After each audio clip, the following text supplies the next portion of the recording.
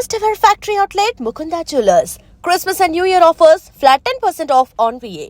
కొత్త సంవత్సరానికి grand welcome చెప్తూ ఎక్కడికక్కడే ఎవరి రేంజ్లో వాళ్ళు ప్లాన్ చేసుకుంటూ గ్రాండ్ సెలబ్రేషన్స్ చేసుకున్నారు. అయితే అంబేద్కర్ కోనసీమ జిల్లా అంతర్వేది బీచ్ దగ్గర మాత్రం తీవ్ర విషాదకరమైన ఘటన జరిగింది. అందరిలాగే ఆ ముగ్గురు స్నేహితులు కూడా చాలా హ్యాపీగా న్యూ ఇయర్కి వెల్కమ్ చెప్పాలి, 31st నైట్ని చాలా గ్రాండ్గా సెలబ్రేషన్ చేసుకోవాలనుకున్నారు. అయితే ఈ థాట్లోనే అతి జరిగింది. అతి అని ఎందుకు అంటున్నామంటే ఖచ్చితంగా చెప్పాలి. సో ముందు నుంచి కూడా పోలీసులు ప్రతి ఒక్కరిని ఏ రాష్ట్రంలోనైనా, ఏ జిల్లాలోనైనా, ఏ ప్రాంతంలోనైనా ప్రతి ఒక్కరూ సెలబ్రేషన్ చేసుకోవడం అనేది మీ హక్కు. కానీ అందులో మీ ప్రాణాల మీదకు తెచ్చుకోవడం కానీ ఇతరులకు ఇబ్బంది కలిగిస్తే మాత్రం యాక్షన్ చాలా కఠినంగా ఉంటుంది అని కూడా మొదటి నుంచి హెచ్చరిస్తూనే ఉన్నారు. 100% చెప్పాలి, ఎక్కడికక్కడే న్యూ ఇయర్ వేడుకలు ఈసారి మాత్రం చాలా బాగానే జరిగాయి. ఎక్కడికక్కడ పోలీసుల ఆంక్షలు, రూల్స్ అండ్ రెగ్యులేషన్స్ ఉండటం వల్ల కూడా ఎవరి పరిమితుల్లో వాళ్ళే సెలబ్రేషన్స్ కూడా కొనసాగాయి. కానీ వీళ్ళు మాత్రం ఇండివిజువల్గా తీసుకున్న ఒక డెసిషన్ ఒక వ్యక్తి ప్రాణాలను తీసింది అని చెప్పాలి. సో అంతర్వేది బీచ్ సమీపంలో ఈ ముగ్గురు బెంగళూరు నుంచి వచ్చినటువంటి ముగ్గురు స్నేహితులు నిమ్మకాయల శ్రీధర్, సాయినాథ్, గోపీకృష్ణ, వీళ్ళు ముగ్గురు కూడా ఒక కొత్తగా న్యూ ఇయర్ని సెలబ్రేట్ చేసుకోవాలనుకున్నారు. తప్పేమీ లేదు, బీచ్కి వెళ్ళాలి అనుకున్నారు. అక్కడికి మించిన బ్యూటిఫుల్ ప్లేస్ కూడా ఇంకొకటి లేదు. కాకపోతే మిడ్ నైట్ జీప్లో వాళ్ళు ఆ సాగర తీరం ఏదైతే ఉంటుందో అంతర్వేది బీచ్ దగ్గర ఉన్నటువంటి వాటర్లో వాళ్ళు వెళ్ళాలి అనుకునే ఆలోచన ఉంది చూడండి. అది ఎంత డేంజర్ అంటే ఇప్పుడు ఆ ముగ్గురులో ఒక స్నేహితుడు ప్రాణాలను తీసినటువంటి దుర్ఘటన జరిగింది.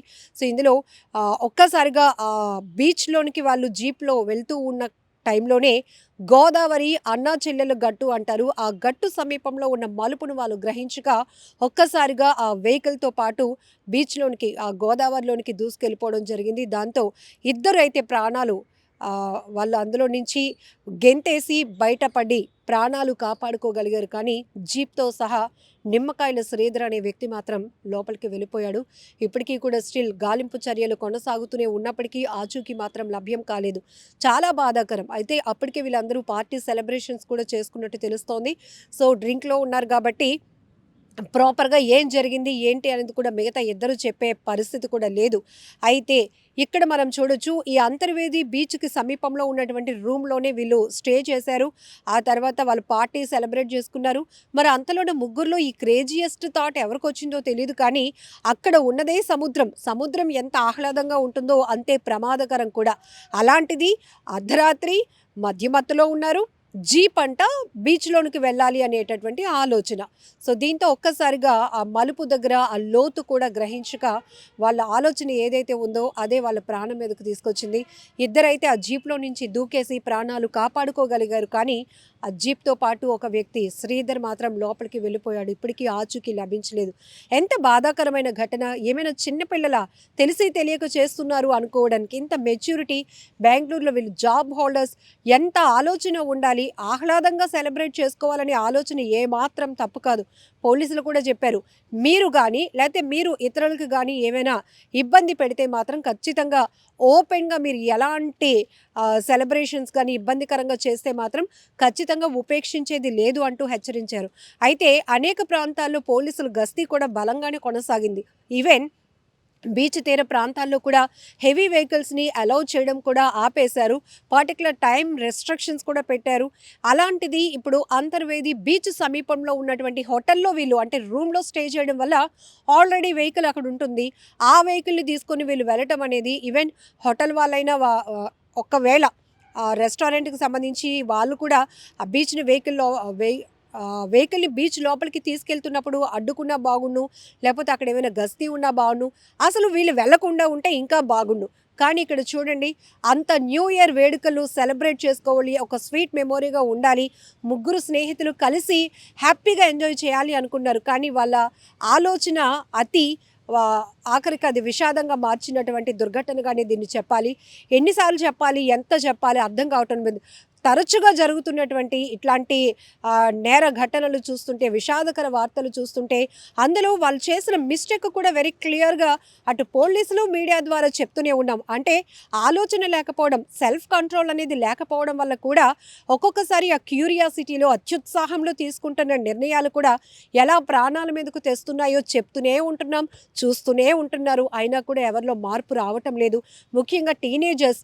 సో, ఒక 5గురు, 10గురు, ముగ్గురో గ్రూప్ ఉంటే ఒకరు బాగానే ఉంటారు. ఇంకొకరిలో ఆలోచనొస్తే ఆఖరికి మిగతా వాళ్ళని కూడా దాని మీద అప్లై చేసి, రుద్దేసి, లేదురా నువ్వైతే ధైర్యవంతుడు కాబట్టి డెసిషన్ తీసుకుంటున్నావు, నీకు లేదా ఆ ధైర్యం, ఇట్లాంటి మాటలతో వాళ్ళని కూడా ప్రేరేపించి ఆఖరికి ఇలాంటి విషాదంలోనికి నెట్టేస్తున్నటువంటి పరిస్థితులు. ఇక్కడ కూడా ముగ్గురు మెచ్యూరిటీ ఉన్న వాళ్ళే కదా! వాళ్ళకి తెలీదా అక్కడికి వెళ్తే ప్రమాదం ఎలా జరుగుతుందో? అదే వీళ్ళు అనుకున్నట్టుగా బీచ్‌ని చూస్తూ, ఎంజాయ్ చేస్తూ, రూమ్‌లోనే స్టే చేస్తూ, చక్కగా సెలబ్రేషన్ చేసుకుంటే హ్యాపీగా ఒక మంచి మెమొరీ అవును కదా! 2026లో. అలాంటిది ఇప్పుడు ఆ కుటుంబానికి ఒక తీవ్ర విషాదాన్ని మిగిల్చారు. ఆ కుటుంబానికి ఒక కొడుకు లేకుండా పోయినటువంటి పరిస్థితి ఎంత బాధాకరం. చేతికి అందొచ్చిన పిల్లల్ని పోగొట్టుకోవడం అంటే, ఆ కన్న తల్లిదండ్రుల రోదన ఎంత బాధగా ఉంటుందో, ఎంత గుండె ఆవేదనో అది మన మాటల్లో కూడా చెప్పుకోలేనటువంటి పరిస్థితి. ఇక జాబ్‌లో సెటిల్ అయ్యారు అనగానే వాళ్ళకు మంచిగా పెళ్లి చేయాలి, పిల్లలు రావాలి, ఇట్లా సెటిల్ అయిపోవాలి, ఇక మన బాధ్యత తీరిపోయింది హమ్మయ్య అని అనుకుంటూ ఉంటారు. పేరెంట్స్ ఒక టీనేజ్‌లోనికి మన పిల్లలు ఆడవాళ్ళు కావచ్చు, మగ పిల్లలైనా కావచ్చు. వాళ్ళు ఆ ఏజ్‌లోకి వచ్చారంటే విపరీతమైన స్ట్రెస్ తీసుకుంటారు పేరెంట్స్.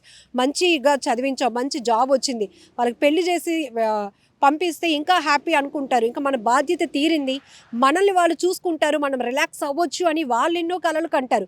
అలాంటిదాన్ని పోయి కుటుంబాల కోసం మర్చిపోతారు. వెళ్ళిన చోట ప్రమాదం ఎలా ఉంటుందో కూడా గుర్తించడం కూడా ఉండదు. ఆఖరికి ఇట్లాంటి విషాదకర వార్తలు విన్నాక మాత్రం కేవలం బాధపడడం తప్ప ఎవరు ఏమీ చేయలేనటువంటి పరిస్థితి.